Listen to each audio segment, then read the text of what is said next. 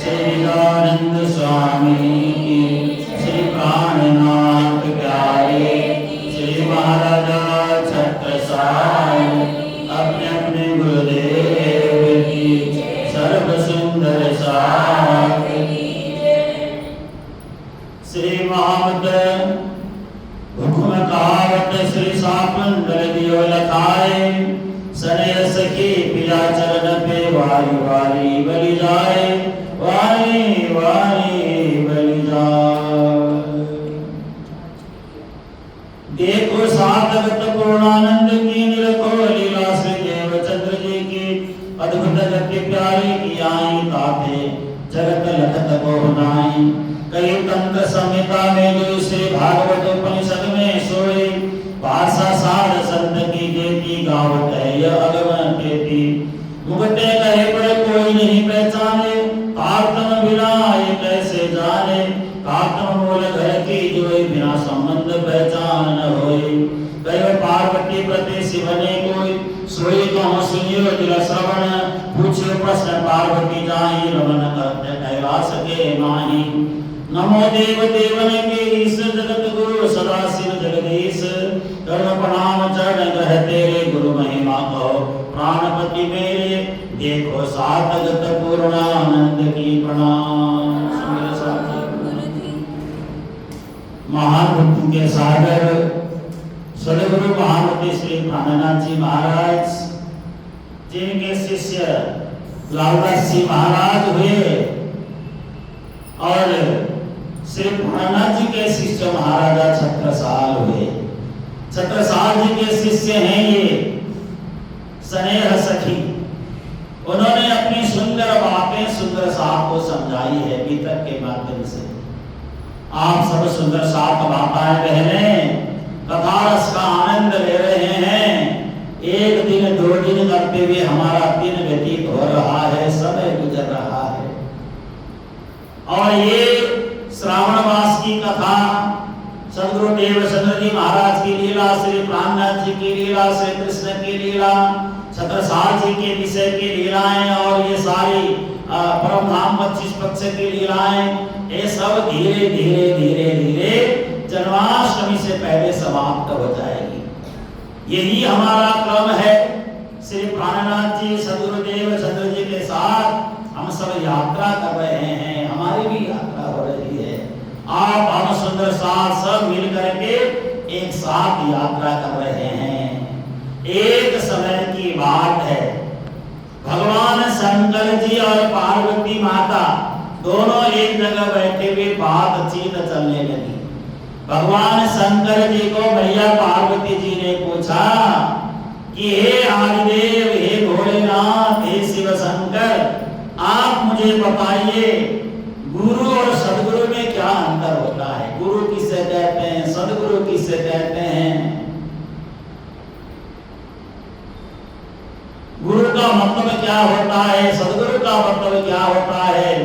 सदगुरु धरती में आने के बाद क्या करते हैं, कैसे होते हैं? सदगुरु की पहचान कैसे हो हमें? क्योंकि दुनिया में बहुत सारे संत महात्मा हैं, सब अपना अपना ज्ञान लोगों को बता रहे, समझा रहे हैं, लेकिन हमें पहचान कैसे हो सदगुरु की? सदगुरु की पहचान जब तक न हो तब तक मोक्ष का मार्ग नहीं सूझता है। मोक्ष का मार्ग सूझे, इसलिए सच्चे सदगुरु की पहचान होना भी बहुत आवश्यक है। इसलिए कहो पार्वती प्रति शिव ने, सोई कहूं सुनियो दिल श्रवणे। मैया पार्वती जी के लिए भगवान भोलेनाथ ने जो सदगुरु की महिमा बताई, वही मैं आपको सुना रहा हूं। ऐसा कह रहे हैं स्नेह सखी जी महाराज, ऐसा कह रहे हैं। पूछो प्रश्न पार्वती जाहि, रमन करत कैलाश के माही। मैया पार्वती जी ने पूछा भगवान भोलेनाथ को, बताइए नमो देव देवन की ईश, जगत गुरु सदा शिव जगदीश। आप जगदीश हैं, आप सबके गुरु हैं, आपसे ऊपर कोई गुरु नहीं है। श्री कृष्ण को सबसे पृथक गुरु माना जाता है। श्री कृष्णम वंदे जगत गुरु। भगवान कृष्ण चराचर ब्रह्मांड के गुरु हैं। गुरु का मतलब होता है जो जगत के कण कण में व्याप्त होकर के जगत को नियंत्रित करे, उसे ही गुरु सद्गुरु कहते हैं। सारे चराचर जगत को नियंत्रण करने वाला ही गुरु या सद्गुरु जो भी आप कह लें, तो बिना जगत को नियंत्रित किए हुए जगत का संचालन नहीं हो सकता। जगत को संचालन करने के लिए नियंत्रण करना बहुत जरूरी है।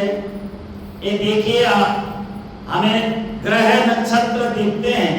ये सारे ग्रह नक्षत्र अपने अपनी ग्रह में अपनी अपनी स्थिति में सब यथावत चल रहे हैं। एक भी ग्रह नक्षत्र थोड़ा सूत भर भी हिलते नहीं हैं। जो इन सब को नियंत्रण करता है वही जगत गुरु है। हम मनुष्य तो जगत गुरु हो ही नहीं सकते। हम संसार को नियंत्रण नहीं कर सकते। हम तो चार परिवार को नियंत्रण नहीं कर सकते। जगत गुरु का मतलब है सारे चराचर जगत को नियंत्रित करे। सारे चराचर जगत जिसको सम्मान दे वही जगत गुरु है।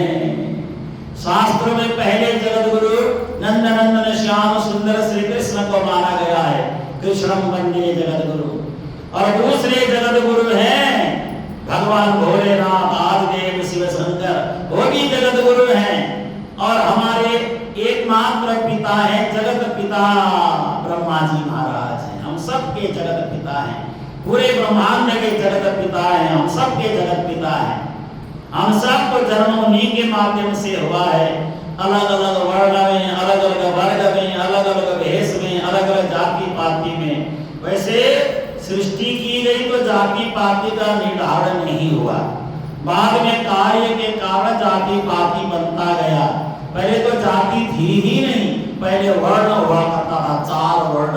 ब्राह्मण वर्ण, क्षत्रिय वर्ण, वैश्य वर्ण और शूद्र वर्ण। ये वर्ण था, ये जाति नहीं है। जाति अलग चीज है, वर्ण वर्ग अलग चीज है।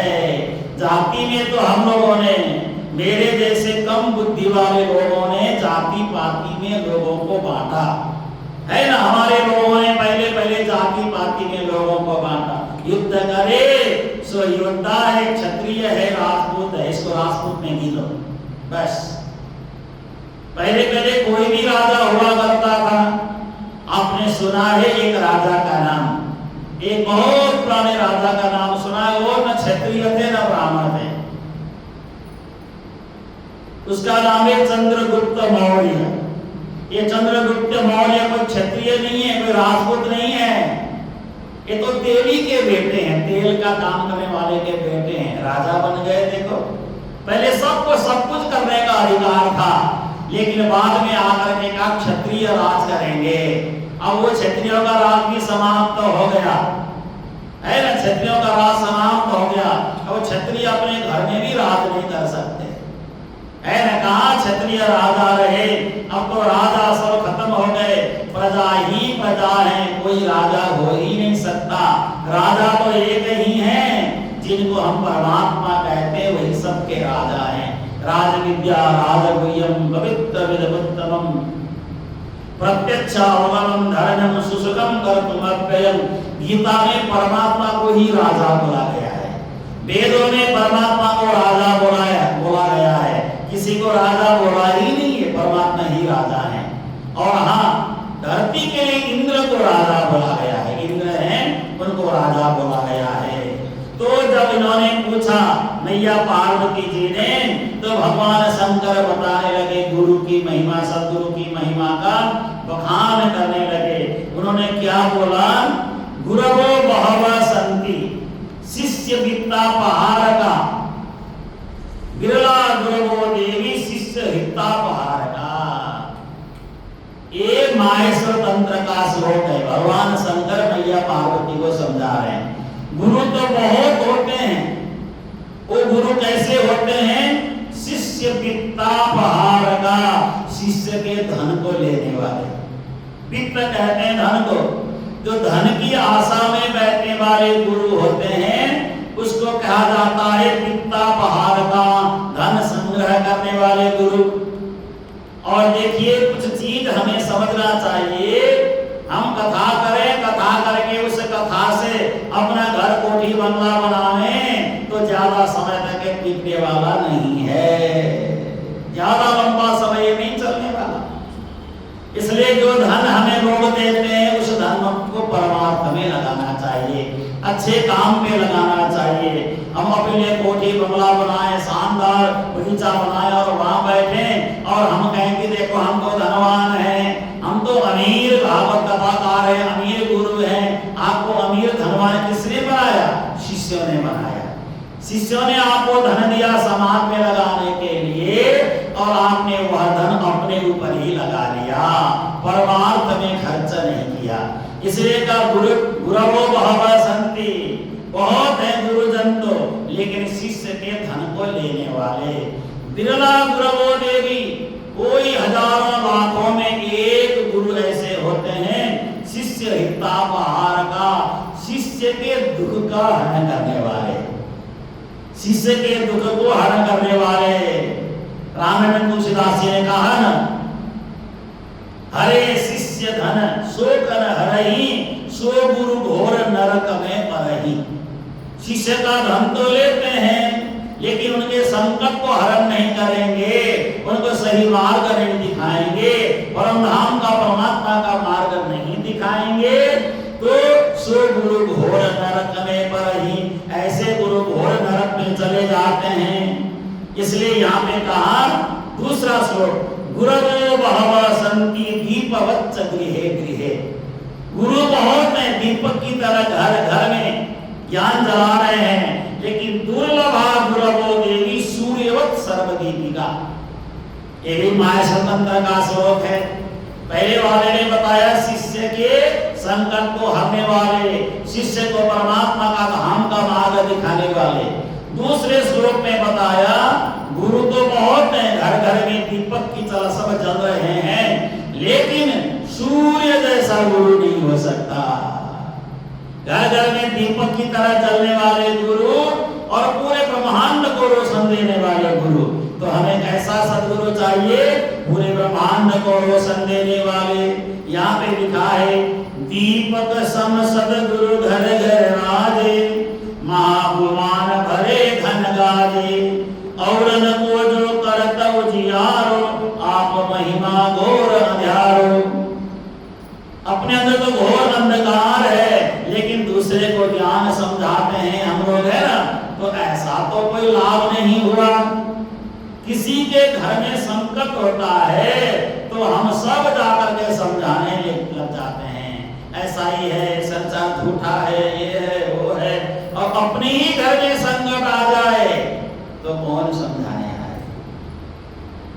इसलिए जो संकट अपने आप में आ जाए तो अपने आप समझ जाना चाहिए। देखिए एक सुंदर साहब हुआ करते थे हैदराबाद में, बड़े अच्छे सुंदर साहब, बड़े प्रेमी सुंदर साहब। उनकी पत्नी बहुत दिन तक बीमार रही, धाम चली गई, तो मेरे को टेलीफोन करके कहा, स्वामी जी बधाई हो, स्वामी जी बधाई हो। मैंने कहा किस चीज की बधाई? मेरी पत्नी चली गई, मेरी पत्नी चली गई, बधाई हो आपको। बोले पत्नी चली गई, बधाई? ये क्या है, ये क्या बात है? शांति मिल गई ना मेरे को, मेरी पत्नी चली गई, अब अकेला जीवन परमात्मा के भजन में गुजारूंगा, कहीं भी जाके 2 रोटी खा लूंगा, किसी आश्रम में चला जाऊंगा। पत्नी चली गई, संकट से मुक्त हो गया। कोई बोलता है ऐसा? पत्नी चली गई तो बधाई बोलते, मेरे को भी बधाई, पत्नी जाने की बधाई नहीं ना। तो बधाई का मतलब अब मैं अपना अकेला जीवन धर्म का काम करूंगा। तो बाद में उनको बहुत बड़ी बीमारी लग गई, कुछ साल बाद बहुत बड़ी बीमारी लग गई। तो टेलीफोन मैंने किया यहाँ से, मैंने सुना आपको कि बहुत बड़ी बीमारी लग गई है। तो मेरे को बोलते हैं बीमारी नहीं है, ये तो बहाना है परम धाम जाने का, रांची बुला रहे हैं। देखो संकट आया तो परमात्मा की कृपा, पत्नी चली गई तो परमात्मा की कृपा, कुछ भी हो जाए तो सब परमात्मा की कृपा। कौन ऐसा कर सकता है? हम तो थोड़ा संकट आता है, पता नहीं इतना बड़ा संकट आ गया, ये परमात्मा ने मेरे ऊपर ऐसा क्यों किया, परमात्मा को दोष दे देते हैं। न करे भजन दोष देवे साईं को, कहे दया बिना न होवे साध संग। खुद तो कुछ करते नहीं और दोष परमात्मा को दे देते हैं। संकट आए तो परमात्मा का धन्यवाद, सुख मिले तो धन्यवाद, दुख मिले तो धन्यवाद। बहुत बड़ी बीमारी लग गई ना तो भी कहते हैं परमात्मा की बड़ी कृपा है, अब मुझे रांची परमधाम बुलाना चाहते हैं इसलिए बीमारी का बहाना बना दिया। ये बहाना है बीमारी का, बीमारी के बहाने हम परमात्मा के पास चले जाएंगे। पहले पत्नी चली गई, अब मेरी बारी आ गई, मेरी पत्नी मेरा वहां स्वागत करेगी। देखो प्रसन्न है, पति भी जाने को तैयार बैठा है, बिल्कुल चेहरे में सिकन ही नहीं है। लेकिन अगर हमारे जीवन में ऐसा संकट आ जाए तो हम तो रो रो के क्या करेंगे, पूरा हाल बना लेंगे अपना। आए कुछ दिन पहले ये हुआ, अब ये हुआ, अब ये हुआ। हर क्षेत्र में परमात्मा का ही कृपा का अनुभव करना चाहिए। हर दुख आए सुख आए सब उनकी कृपा है, उनकी मर्जी है। जैसा वो चलाना चाहे वैसा ही चलाएं, जैसे वो करना चाहे वैसा ही करें। तो यहाँ पे लिखा गया है लक्षणानि च ध्यानं च परानि तस्य संस्तीर्णो सच्चिदानंद रूपाय व्यापिने परमात्मने। मैं सद्गुरु की महिमा का गान कर रहा हूँ तो मैं उनके लक्षण बताता हूँ। कौन किसको बता रहा है ये प्रसंग? भगवान भोलेनाथ मैया पार्वती को सुना रहे हैं। देखिए ये प्राण देव शनि के जन्म के बाद उनकी महिमा का गान हो रहा है। तो क्या है? लक्षण ध्यान कहूं समझाई, देखो समझ हृदय के माही, सच्चिदानंद स्वरूप सुहायो, व्यापक होय माया में आयो। सद्गुरु सच्चिदानंद स्वरूप होते हैं, ब्रह्म स्वरूप होते हैं और ब्रह्म में ही रमण करने वाले होते हैं। लेकिन उसी सच्चिदानंद के अंश से सद्गुरु बन करके जगत में आ जाते हैं। सद्गुरु का एक परमात्मा का एक अंश सद्गुरु के रूप में धरती में आकर के हमें जगाना शुरू कर देते हैं। सद्गुरु होकर जग में आए श्यामा जी महारानी, सद्गुरु कर जग में आए श्यामा जी महारानी।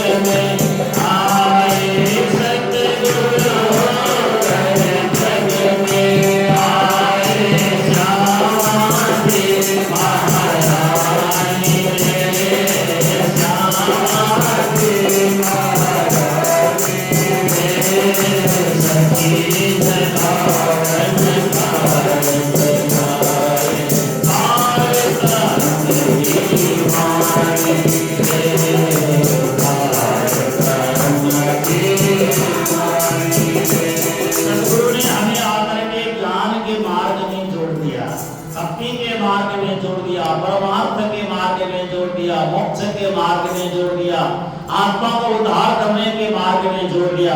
इसलिए यहाँ पे लिखा है नमः गुरुनाथाय नमः आनंद मूर्तये नित्य बोधम चिदानंदम गुरु ब्रह्म नमाम्यहम्।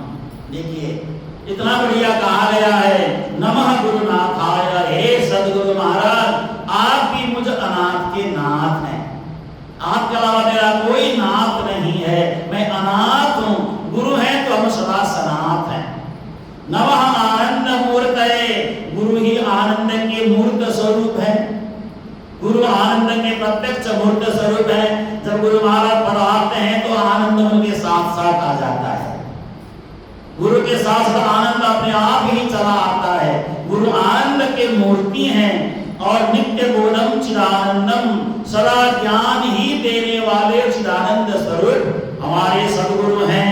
गुरु ब्रह्म नमाम्यहम्, गुरु रूपी ब्रह्म को हम प्रणाम करते हैं। देखो कितनी अच्छी बात कही गई है, बड़ी ज्ञान की बातें हैं। इसलिए मैंने इस बार कहा कि आपको नई पुस्तक से प्रवचन सुनाएंगे, जीवनी सुनाएंगे। और इतना ही नहीं, एक श्लोक और यहाँ पे लिखा है, सो गुरुनाथ को करो प्रणाम, राखी हृदय आत्मयाम, आनंद मूर्त स्वयं सिद्ध सुहाए, चिदानंद निज भेद लखाए, नित्य वस्तु को बोध जो करही, पर ब्रह्म गुरु की ही विदत अनुसरही, नमस्कार नित ताही जो करिए, कर प्रणाम ये ध्यान धरिए।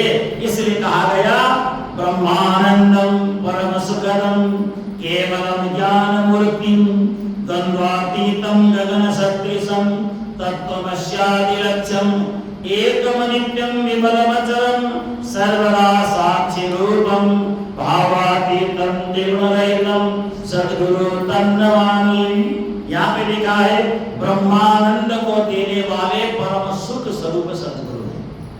ब्रह्म का आनंद दे, संसार का आनंद देने वाले गुरु नहीं होते। धन देंगे तो क्षणिक, संपत्ति देंगे तो क्षणिक, जमीन जायदाद व्यापार दुकानदारी देंगे तो क्षणिक, सब क्षणिक है।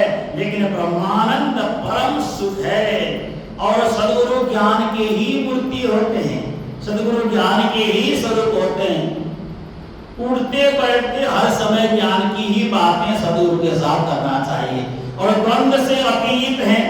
द्वंद्व मतलब सद्गुरु में दो भाव नहीं होता है, सद्गुरु में एक ही भाव होता है। सभी को एक नजर से देखना चाहिए। तत्त्वमस्यादि लक्ष्यम, तत्त्वम हम यानी उस परब्रह्म रूपी सद्गुरु को हम प्रणाम कर रहे हैं, उनका अभिवादन कर रहे हैं। यह हिंदी में बड़ी अच्छी चौपाई लिखी है, ब्रह्मानंद सतगुरु सुहाए, सुखदाता दुख दूर नसावे, केवल ज्ञान की मूर्त जानो, मगन समान जिन्हें पहचानो, गगन समान इन्हें पहचानो, है आकाश सबनते ऊंचो, 14 लोक जग जाते नीचो, है आकाश यो सतगुरु को ज्ञान को जानो, जब ज्ञान नते भारी मानो।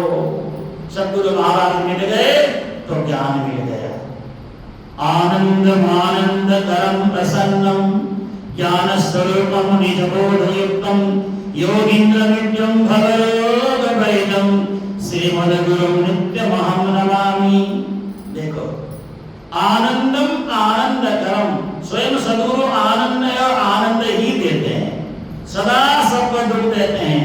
ज्ञान स्वरूपम निज बोधयुक्तम, ज्ञान स्वरूप है और निज बोध यानी परमात्मा के बोध से युक्त होते हैं, परमात्मा को जानते हैं। इसलिए सद्गुरु से ऊपर कुछ नहीं है। और ये सद्गुरु श्री देवचंद्र जी हैं, कहना ये चाहते हैं। क्यों? अज्ञानतिमिरान्धस्य ज्ञानांजन शलाकया चक्षुरुन्मीलितं येन तस्मै श्री गुरवे नमः। हिंदी में समझाता हूँ। अज्ञानतिमिर भयो जब जीव आँखें सता सत पद कछु न ताके, ये है विद अंध भयो भटकानो, लगत नहीं नीच मूल ठिकानो। अज्ञान हमारे अज्ञान रूपी अंधकार हमारे आंख में भरा हुआ है। क्या दिखता है? सिर्फ महात्मा गांधी का सिर दिखता है, उसके अलावा कुछ दिखता ही नहीं है। महात्मा गांधी का वो गंजा सिर, चश्मा वाला वही नजर आता है हर किसी को। मेरे जेब में महात्मा गांधी का सिर आ जाए, मेरे जेब में महात्मा गांधी का सिर आ जाए, उसके अलावा कुछ दिखता ही नहीं है। दान पुण्य करने का समय आ जाए तो महात्मा गांधी का सबसे छोटा सिर जिसमें है वही निकलता है ना। दान पुण्य में कई बार क्या होता है, आरती के समय के चढ़ाते समय लोग हाथ में पैसा निकालते हैं, पैसा तो काफी है लेकिन उसमें से सबसे नीचे वाला सबसे छोटा ढूंढते हैं। सबसे छोटा नोट कहाँ है? 10 रुपए का। 10 रुपए का नोट निकाल करके परमात्मा को अर्पण करते हैं, बाकी 500 के नोट भी पड़े हैं वो नहीं निकालते हैं। अगर नोट 10 का निकालते समय 500 का गिर गया जमीन पे, उठा के फटाफट जेब में डाल लेते हैं। है कि नहीं? है कि नहीं? ऐसा करते कि नहीं करते हैं? चलो नीचे गिरेगा ये भगवान का, ये बोल के अर्पण नहीं करेंगे उसको भी अपने जेब छुपा लेंगे, है ना। क्योंकि उड़ करके कहीं उधर आरती में ना गिर जाएगा, पहले उठा के जेब में डाल लो फटाफट, है ना। तो कहने का मतलब है तो ये सद्गुरु नहीं है, ऐसा सद्गुरु में नहीं होना चाहिए। अज्ञान रूपी अंधकार से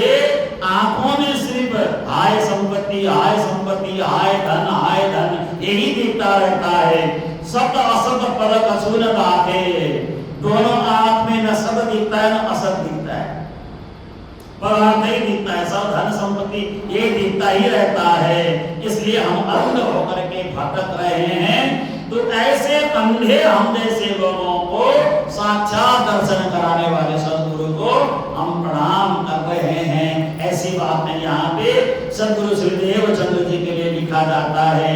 और एक दो बातें और देवचंद्र जी की महिमा की बातें। एक चीज आप ध्यान देना, गुरु पादोदकम पानम गुरु शेषम च भोजनम, याद रखना, गुरु पादोदकम पानम गुरु शेषम च भोजनम गुरोर्मूर्ते सदा ध्यानम गुरु स्तोत्रम सदा जपेत्। बड़ी अच्छी बात कही गई है। तो प्रातः काल क्या करें? गुरु चरणामृत नित उठनी जे, गुरु चरणामृत गुरु चरणामृत नित उठनी जे, गुरु चरणामृत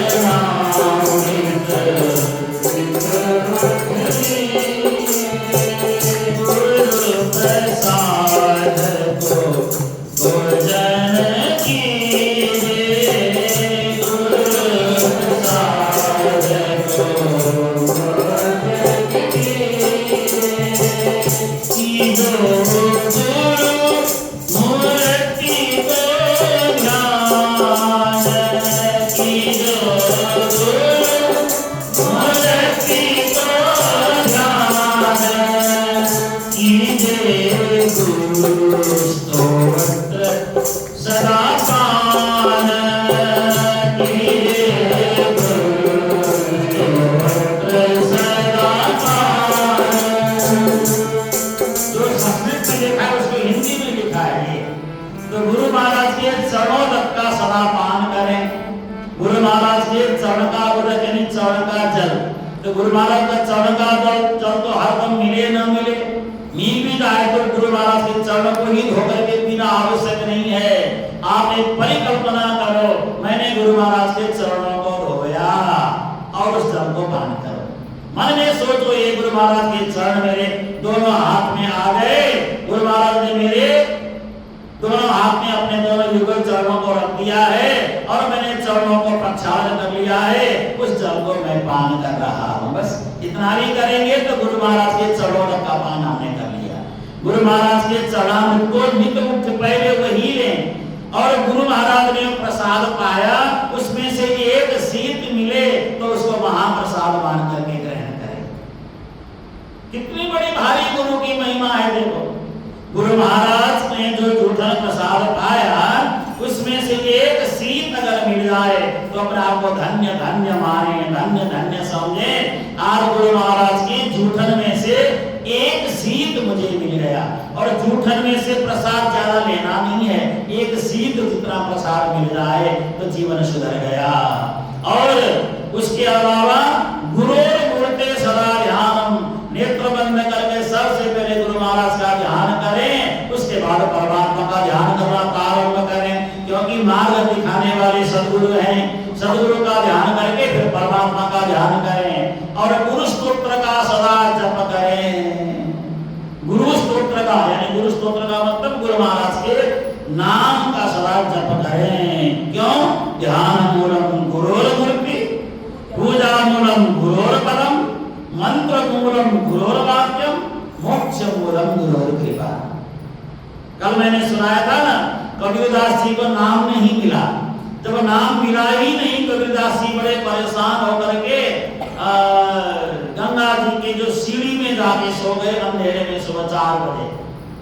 तो रामानंद जी महाराज जब चलते चलते सीढ़ी में पैर रखा, उनका चरण पड़ा तो कबीरदास जी के छाती में पड़ा। ऐसे सोए पड़ते कबीरदास जी, छाती में चरण पड़ गया। तो उस समय गुरु महाराज ने कहा, रामानंद जी महाराज ने राम राम राम राम राम राम राम राम राम राम ऐसा बोला। कबीरदास जी उठ गए, गुरु महाराज को चरण नवाया और घर में मुझे नाम तो कभी मिला ही नहीं, लेकिन गुरु महाराज के चरण मेरे छाती में पड़ गए और गुरु महाराज ने मुझे राम राम राम राम राम राम राम है। गुरु महाराज ने इसलिए राम बोला था, पता नहीं कहां मेरा पैर पड़ गया, लेकिन कबीरदास जी ने सोचा मुझे नाम मिल गया, मुझे नाम मिल गया। उसी नाम का जप करते करते कबीरदास जी तो महान बन गए, परमहंस स्वरूप बन गए। इसलिए ध्यान तो मूल कहूं समझाई, ये ध्यान का मूल है। ऐसे परमात्मा का ध्यान करें, परमात्मा का चिंतन करें, सदगुरु का ध्यान करें, सदगुरु का चिंतन करें। और शास्त्र में और बड़ी सारी बातें बताई गई है। हे देवी पार्वती, मैं क्या क्या बताऊं, गुरु की बड़ी भारी महिमा है। ऐसे बंदे हम सच्चिदानंदम भावातीतम सदाशिवम मनसा वचसा चैव प्रणवस्तांग उच्यते, है ना। मन से, वचन से, कर्म से और शरीर के अंग इंद्रियों से जब इन्हें दंडवत प्रणाम करें। दंडवत प्रणाम करना माता बहनों को मना है, पुरुष कर सकते हैं। माताएं बहनें कैसे प्रणाम करें, दोनों ये वाला हिस्सा जमीन में रखें, जमीन में रख करके इस वाले हिस्से को और जानों को, कितना हो गया, 2 जानों हो गए, 2 घुटने हो गए, ये 2 हिस्सा हो गया, हाथ का आगे का हिस्सा हो गया और माथा का हिस्सा हो गया। ऐसे माताएं बहनें प्रणाम करेंगे, माता बहनों को प्रणाम। और पीछे दोनों जो अंगूठे होते हैं, चरण के अंगूठे, पैर के अंगूठे, उनको जमीन में लगाएं और दोनों घुटनों को जमीन में लगाएं और दोनों ये हिस्सों को जमीन में लगाएं और अपने दोनों हाथ को जमीन पे रखें या जमीन पे ऐसे करें, ताकि परमात्मा का चरण मेरे हाथ में आ जाए। उस चरण में मैं अपना माथा रगड़ रहा हूँ और सिर को रख करके प्रणाम करें। तो कितना हो गया, साष्टांग प्रणाम हो गया, 8 अंग। दोनों पैर के अंगूठे, दोनों घुटने हो गए, 4 हो गए, ये 5 और 6 हो गया, और दोनों हथेली रखा 7 8 हो गया और सिर को रखा 9 हो गया। लेकिन पुरुषों को प्रणाम करने के लिए जमीन में साष्टांग प्रणाम करने का विधान है। पुरुष साष्टांग प्रणाम करे जमीन पे लेट करके, ये पुरुषों के लिए विधान है। माताएं बहनें ऐसे प्रणाम करें और जितना हो सके गुरु महाराज के चरणों को स्पर्श न करके दूर से प्रणाम करें, दूर से प्रणाम करें। गुरु महाराज के चरणों को स्पर्श किए बगैर सिर रख करके जमीन पे प्रणाम करें। देखिए मैं आपको बताऊं, अहिल्या को भगवान ने कैसे तारा था। भगवान ने अहिल्या को पैरों से ठोकर नहीं मारा, परमात्मा की ऐसी कृपा बनी, जहां पे भगवान राघवेंद्र सरकार ने अपना चरण रखा, वहां का धूल मुड़ करके अहिल्या के शरीर पे पड़ा तो अहिल्या का मोक्ष हो गया। जो चरण से ज्यादा चरण के धूल की महिमा है। चरण पकड़ना कोई आवश्यक नहीं है, लेकिन धूल को पकड़ना बहुत आवश्यक है। कमल से कोई खुशबू नहीं निकलती, कमल के पराग से खुशबू निकलती है। पराग का ज्यादा महत्व है कि नहीं? पराग को ज्यादा महत्व देकर के समझे। तो यही सारी बातें समझाई और उसके बाद माता पार्वती जी ने कहा, हे भगवान, आपने मुझे सदगुरु की महिमा खूब समझाई, बड़ी सारी बातें मुझे याद आ गई। अब ऐसे सदगुरु कौन है? सदगुरु देवचंद्र जी महाराज, जिनका कल प्राकट्य हमने आपने सबने मनाया। श्री मुख चर्चा सब कही, बाल चरित्र के रंग, पौगंडी और किशोर की सुनो साथ दे संग, ये विद साथ में पसरी, करी एक दूजे पर शीश, श्री मान की चरण प्रतापते स्नेह चढ़ाई शीश। अब आइए आगे सदगुरु देवचंद्र जी महाराज का प्राकट्य का विस्तार से वर्णन सुनाते हैं। तो सदगुरु की महिमा का गान करने से पहले धन्य धन्य भाग्य हमारे आज मेरे पधारे, धन्य धन्य भाग्य हमारे आज सदगुरु पधारे, देव पधारे, सदगुरु पधारे, देव पधारे, सदगुरु पधारे, देव पधारे, सदगुरु पधारे, देव पधारे।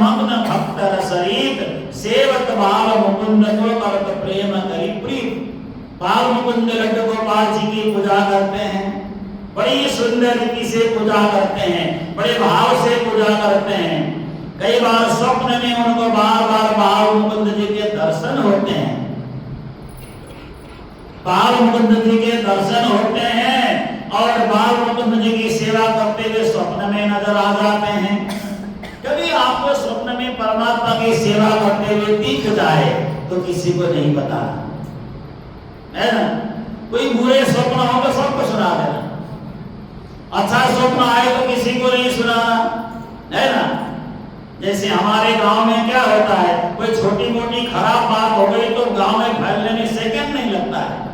अच्छी बात का पता ही नहीं चलता है किसी को, अच्छी बात का कोई अता पता नहीं होता। लेकिन जो कोई ऐसी बात आ जाए तो इतना जल्दी उसका हल्ला हो जाता है, ऐसा वैसा दुनिया भर की बातें। इसलिए अच्छी न देखो न बुरी न देखो, दोनों को नहीं देखना चाहिए, अपने काम पे लगे रहो। कोई कुछ कहे उसको सुनो ही ना, कान से कोई बात सुनना ही नहीं चाहिए। किसी की निंदा इत्यादि की बातें कान तक आने भी नहीं देना चाहिए। क्या करोगे सुन करके? आपका दिमाग घूमता रहेगा, आप परेशान हो जाओगे। इसलिए कान में किसी की ऐसी बुरी बात आने ही नहीं देना चाहिए। शांत मन से बैठे रहें। कोई भला कहे कोई बुरा कहे, जो भी कहे वो अपने लिए है, हमारे लिए कोई नफा न नुकसान कुछ भी नहीं है। इसलिए न किसी की भलाई के विषय में ज्यादा सुनो, न किसी की बुराई के विषय में ज्यादा सुनो। आज आपकी भलाई की बात हो रही है तो कल आपकी बुराई की बात भी होगी। इसके लिए हमें तैयार रहना चाहिए सुनने के लिए। आज आपका जय जयकार हो रहा है तो कल आपका हाहाकार भी हो जाएगा, सुनने के तैयार रहना चाहिए। दोनों बातें सुनना चाहिए, है ना। इसलिए जय जयकार हो तो भूल नहीं जाना, हाहाकार हो तो दुख नहीं मानना। चलो दोनों स्थिति आती रहती है, नमकीन भी है तो मीठा भी है। लेकिन ज्यादा मीठा खाओगे तो शुगर होने का खतरा है, ज्यादा नमक खाओगे तो बीपी होने का खतरा है। इससे नॉर्मल बने रहो, एक स्वभाव में बने रहो। न ज्यादा कड़वी बातें सुनो, न ज्यादा मीठी बातें सुनो। अगर आपकी कोई बुराई करता है तो सोचो कि मेरी निंदा करने वाला है, इसके बाद निंदा होगी। इसलिए पहले बुराई अपनी सुनो ही नहीं, अपनी बुराई सुनना ही नहीं चाहिए। अगर आपकी बुराई कोई करे तो कितना मजा आता है सुनने के लिए, और कोई निंदा करे तो बुरा भी लगता है। इसलिए ना अपनी बुराई सुनो, अपनी निंदा सुनो, दोनों नहीं सुनेंगे तो बढ़िया रहेगा। आपको कहेंगे तो बहुत अच्छे हैं, बहुत ये हैं, बहुत वो हैं, 4 दिन बाद वो तो गया गुजरा है। कोई भरोसा ही नहीं होता ना लोगों का। जुबान तो किधर भी मुड़ जाती है, जुबान किधर भी घूम जाते हैं। इसलिए इन बातों को याद रखना चाहिए। स्वप्न में अगर परमात्मा के दर्शन हो जाएं, उनकी पूजा करते हुए दिख जाएं, किसी को नहीं बताना। एक दिन की घटना है, फेर देखे बाल मुकुंद को एक दिवस साक्षात। एक दिन तो कुंवर भाई ने साक्षात बाल मुकुंद जी को आंखों के सामने ही दर्शन कर लिया, आंखों के सामने उनका दर्शन हो गया।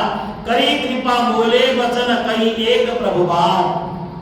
और बाल मुकुंद जी ने एक वचन कहा, एक अच्छी बातें कही। क्या बातें कही? होए वंश निरवंश तेरे भाग को नहीं पार। बोले बाल मुकुंद भगवान की। बाल मुकुंद जी ने प्रकट होकर के कहा, होए वंश निरवंश तू निर्वंश है ना, इतनी उम्र तक तेरी संतान नहीं है, अब तेरे घर संतान होगा। ऐसा बाल मुकुंद जी ने कहा। तेरे भाग को नहीं पार, तेरे भाग्य का कोई पारावार नहीं है। प्रगट होए उत्तम पुरुष मुक्त दिए संसार। उत्तम पुरुष परब्रह्म स्वरूप परमात्मा तेरे से प्रकट होंगे और जगत को मुक्ति देने वाले ब्रह्म प्रकट होंगे, परमात्मा प्रकट होंगे। सुने वचन प्रभु मुख प्रभु के, करे जो चित्त विचार, ये अद्भुत मत कासों कहोगे क्यों करो होए निर्धार। अब ये भगवान ने तो मुझे कह दिया, अब इस पर मैं कैसे विश्वास करूं या ना करूं? भगवान की बात है तो विश्वास तो करने वाली बात है। लेकिन उम्र मेरी अब तक कितनी हो गई है? मेहता जी 40 साल के हो चुके हैं। ये तो भूमिका मान रहे ना पहले से। अब सही उम्र इनकी 40 साल की उम्र हो गई। 10 साल का दोनों में उम्र का फर्क है। और कुंवर भाई 30 साल की हो गई है।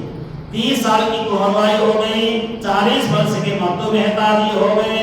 तब अंग गर्भ अति रगमान्यो भैजो पूर्ण मास, तब आस सूर्य चतुर्दशी कीनी आन प्रकाश। तब उनको ऐसा अनुभव हुआ कि मेरे गर्भ में कोई जीव पल रहा है। अनुभव होना प्रारंभ हो गया, मेरे गर्भ में कोई पल रहा है। शुक्ल पक्ष गुरुवार है, स्वाति नक्षत्र सुहाए, रह न गयो अड़ी को घोर तब देखो ख्याल बनाए, जाने मेरी सेज पे पौड़ी कुंवरी आए, अद्भुत स्वरूप स्वामनो मानो बाग सुहाए। अचानक उन्होंने देखा, पहले के कल का प्रसंग था ना, उसके साथ ही 36 प्रसंग को जोड़ना होता है। कल तो प्राकृत की बातें बताई, अब प्रकट कैसे हुआ उसकी व्याख्या कर रहे हैं। तो उनके बाईं ओर गांठ बन गया था, एक गांठ सा। गर्भ की वृद्धि का उनके पता नहीं चला, उनको आभास ही नहीं हुआ, लेकिन बाईं और गांठ में गांठ बन करके बहुत दर्द की अनुभूति हो रही थी कुंवर भाई जी को। तो जब अचानक उनकी दर्द पीड़ा खत्म हो गई, खत्म होने पर उन्हें थोड़ी सी सुस्ती आई शरीर में, और इधर उधर से आंखें खोल करके देखा तो उनके दाईं ओर एक सुंदर बालक लेटा हुआ था। बोलो श्री सद्गुरु महाराज की जय। यहाँ लिखा है, जाने मेरी सेज पे पौड़ी कुंवरी आए। कोई बालिका लेती है या बालक लेना, ऐसा लगा उनको। अद्भुत स्वरूप स्वामनो मानो बाग सुहाए, सुंदर बालक मेरे पास लेटा हुआ है। उनको कोई प्रसव पीड़ा की अनुभूति नहीं हुई, कोई परेशानी नहीं हुई, कोई समस्या आई ही नहीं। एकदम सामने देखा तो बाईं ओर का दर्द तो शांत हो गया, और बिस्तर में दाईं ओर कोई छोटा सा सुंदर एकदम गोरे रंग का बालक लेटा हुआ मिला। तुम देखो सुंदर साध विचार, अद्भुत लीला करी आधार, सोए अक्षर के पार जौन प्रगट कुंवर घर आए कौन। जो अक्षर के पार रहने वाला जो परब्रह्म परमात्मा है, वही अंश रूप में और कुंवर भाई के घर में आकर के बालक के रूप में लेट गए। कोई उसको निराकार कहते हैं, कोई उसको साकार कहते हैं, कोई कहते हैं उनकी लीला का कोई पारावार नहीं है कहते हैं, कोई कहते हैं अक्षर के पार उनका घर है बोलते हैं।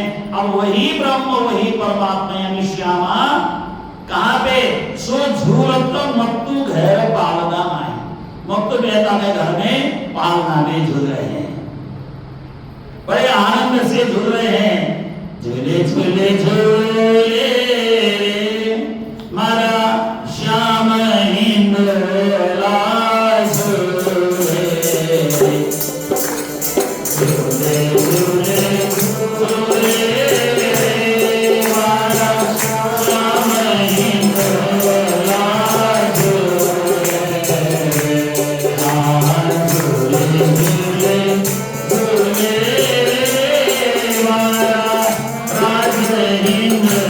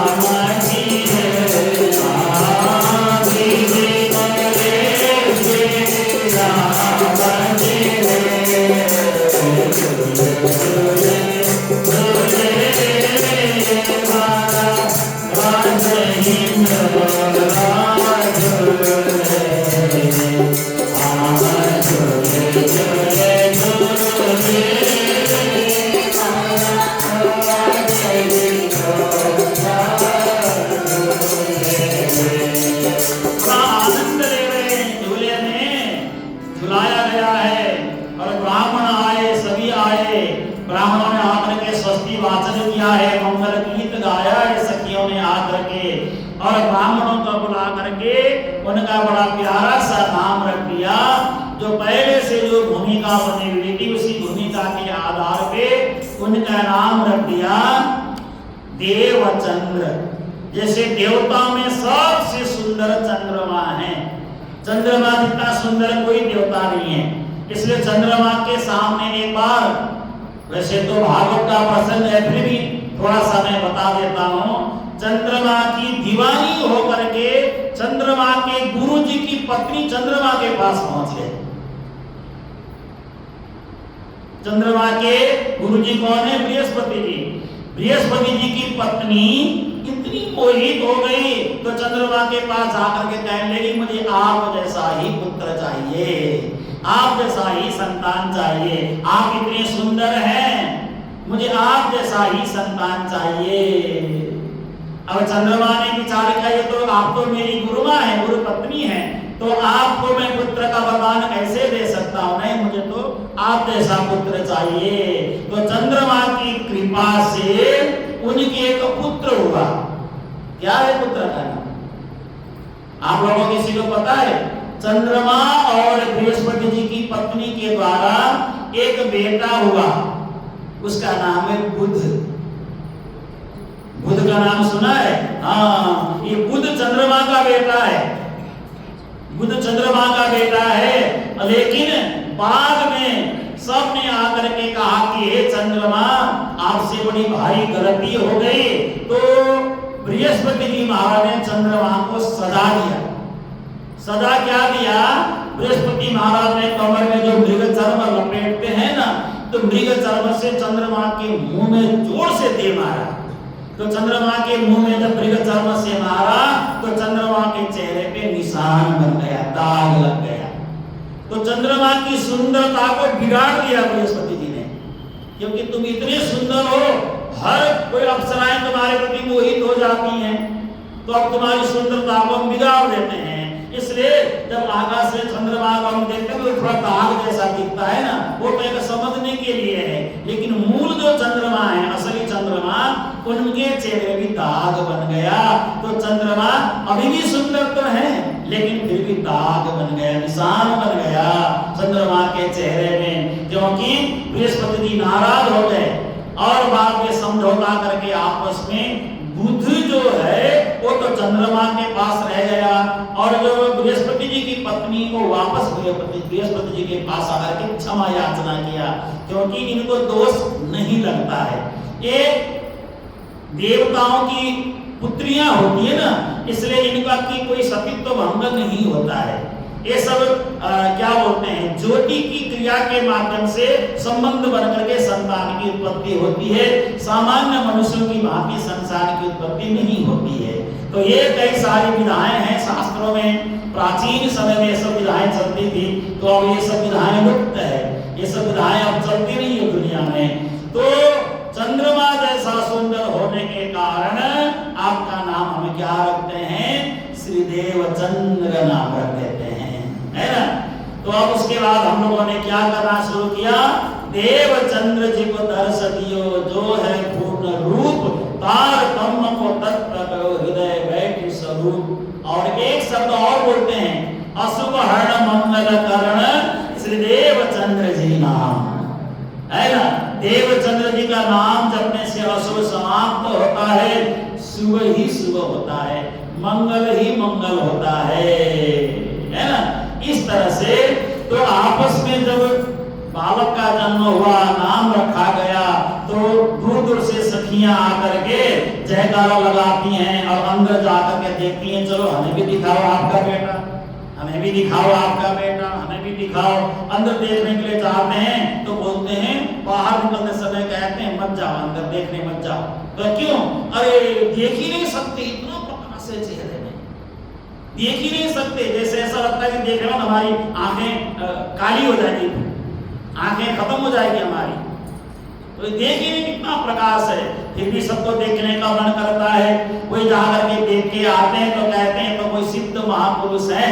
कोई जाके सखियां देख के आती हैं तो बाहर निकल के बोलती है तो चंद्रमा की तरह प्रकाश है उनके चेहरे में। कोई आके बोलती है, कोई कहे तो सूरज रूप, ताके लख्यो नहीं जाए स्वरूप, साक्षात सूरज जैसी चमक है, इसे देखना ही कठिन हो जाता है। उनको देखने के बाद हमारी आंखें अजीब सी हो जाती है। कोई के कृष्ण आए जिन रास करी बनाए, कोई बोलते नहीं श्री कृष्ण का आगमन हो गया, ऐसा लगता है। इतने सुंदर, इतने बड़ी बड़ी आंखें, इतना सुंदर गौर वर्ण है उनका। और वास्तव में ये कौन है? वृषभान जी ने जो कामना की थी ना, कि राधा जी पुत्र रूप में आए तो वही पुत्र रूप में आ गए हैं। और इस तरह से बड़ा आनंद का समय है। बालक को उठाते हैं, कंठ में लगाते हैं, गले में लगाते हैं, बड़ा आनंद लेते हैं। और एक दिन की घटना है, सारा काम पूर्ण करके सब लोग चले गए, सब लोग वहां से निकल गए, अब खाली है। तो देवचंद्र जी महाराज अकेले सो रहे हैं, बिस्तर में लेटे हुए हैं और अपने पैरों को उछल कूद कर रहे हैं, पैर उठाते हैं जैसे बच्चे कर रहे हैं। अब कुंवरबाई माता अपने काम पे लग गई। तो थोड़ी देर में नगाड़ा, घंटी, शंख की, संकीर्तन की आवाज आई उसी कमरे से जहां देवचंद्र जी लेटे हुए। तो अभी तो मैं बाबा को लिटा करके आई हूँ, फिर ये कीर्तन की मंडली कहाँ से आ गई? कीर्तन की इतनी जोरदार कीर्तन करते हुए मंडली कहाँ से पहुंच गई? तो सोच लगे अब प्रकट कर कछु कहूसा जी ही भात लीला करी श्रीनाथ ओड़े जो पार में श्री प्राणनाथ तहाँ आई झुलावत ब्रज को सा। आगे झूला झुलाते सब करते हैं, तो चले जाते हैं। तो कोई गान करता नाना प्रकार, कोई जयकार लगाते हुए, भजन गाते हुए, धुन बजाते हुए, बांसुरी की धुन है, संगीत का धुन है, ऐसे पूरी मंडली देवचंद्र जी को घेर करके कोई धुन की आवाज आ रही है। बड़े परेशान हो गए, सारा काम छोड़ के कुंवरबाई दौड़ी आई। सुन होए गान धुन मंदिर जो बाई सुन दौड़ आई माता जो ताई। ये भजन कीर्तन सुन करके फिर मंडली आ गई। अभी तो मुश्किल से आराम से मैं अपने कार्य में लगी हूँ, ये कौन सी मंडली आ गई है भजन गाने वाली? इतनी संगीत धुन के साथ कौन पहुंच गए? दौड़ करके जाके देखते हैं तो वहां कोई है नहीं, कोई भी नहीं। अकेले देवचंद्र जी लेटे हुए हैं। और देवचंद्र जी कर क्या रहे हैं पता है? उस समय देवचंद्र जी अपने चरणों से भी ताली बजा रहे, हाथ से भी ताली बजा रहे। देवचंद्र जी भी ताली बजा रहे, छोटे बाल जैसे करते ना कर रहे हैं। जब देवचंद्र जी ने ताली बजाना शुरू किया तो सारे गंधर्वों ने सोचा अरे हमारी इष्ट देवी ताली बजा रही है तो हम क्यों न कीर्तन करें। तो सब जाकर के कीर्तन में निमग्न हो गए, कीर्तन का आनंद लेने लग गए, खूब कीर्तन का आनंद होने लगा। अब थोड़ी देर में फिर वहां से उठ करके फिर कुंवरबाई अपने काम पे चली गई, फिर देवचंद्र जी अपनी लीला करने लग गए, ताली बजाने लग गए, फिर सारे आ गए, फिर कीर्तन करने लग गए। लेकिन दिखता कुछ भी नहीं है, हुआ हो रहा है सब कुछ, दिखता कुछ नहीं है। कौन आके सब कीर्तन करता है वो पता ही नहीं चलता है, लेकिन हो रहा है सब कुछ। परिक्रमा करते हैं, देवचंद्र की परिक्रमा करते हुए कीर्तन करते हैं बड़े आनंद मग्न होकर के। तब कहाँ सुख बढ़ते सार होए धूम प्रेम को अति अपार, होए गान धुन मंदिर जो माही सुन दौड़ी आई माता जो ताही। जाए देखे तो पौड़े लाल, वो तो सो रहे हैं बड़ी मस्ती में। पालना विशे सुंदर जो बाल फेर गई मात तुरंत जाही, गृह काम छोड़ आई तितताही। इस तरह से मैया करती हैं, मैया बड़ा आनंदित हो रही हैं। इस तरह की लीलाएं सदगुरु देवचंद्र जी के माध्यम से सब हो रहा है। और रोज रोज देवचंद्र के चरित्र की महिमा का गान हो रहा है। ऐसा करते करते सदगुरु देवचंद्र जी महाराज 5 वर्ष के हो गए। छोटी बहुत तो लीलाएं बहुत हैं, लेकिन एकाध लीला को इन्होंने यहाँ पे उजागर किया है, एकाध प्रसंग को उजागर किया है। इस तरह से सदगुरु देवचंद्र जी महाराज ने 11 वर्ष तक वहां पे बाल लीलाएं की हैं। 11 वर्ष तक बाल लीलाएं की हैं। जैसे भगवान कृष्ण ने वृंदावन में 11 वर्ष तक बाल लीलाएं की, सदगुरु देवचंद्र जी महाराज ने भी वहां पे लगभग 11 वर्ष तक बाल लीलाएं की। आते लीला गुप्त यह को जानत नाही, दैवत श्रीदेव चंद्र को छिप्यो जो याते आही।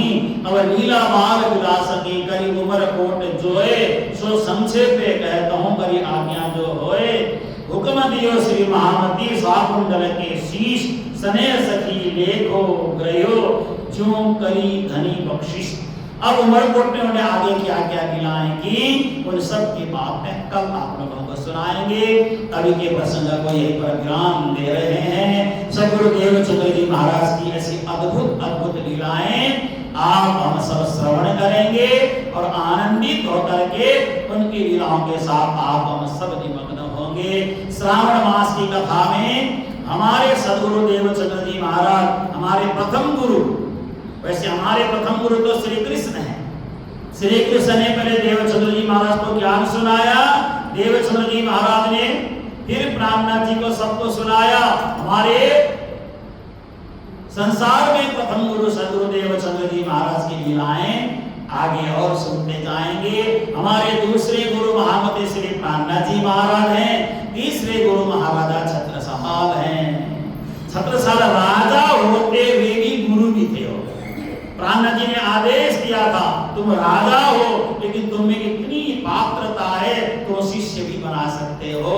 तो गुरु महाराज की आज्ञा मान करके इच्छा भी देते थे, कविताएं भी रचते थे, ज्ञान भी सुनाते थे। सारी बातें महाराजा छत्रसाल जी करते थे। बड़ी भारी महिमाएं महाराजा छत्रसाल के आगे समय के साथ सुनाते हुए जाएंगे। आइए चौपाई दोहराएं, प्रसंग को विराम दें और आगे आप सभी प्रसाद लेकर के अपने अपने घर प्रस्थान करें। फिर कल वही ठीक 4 बजे से यहाँ पे कथा का आरंभ हो जाएगी। हुक्म दियो श्री महामती, साकुंडल की शीश, साकुंडल की शीश, सनेह सखी लेखो गयो, सनेह सखी लेखो गयो, जो करे धनी बख्शीश, जो करे धनी बख्शीश, जो करे धनी बख्शीश।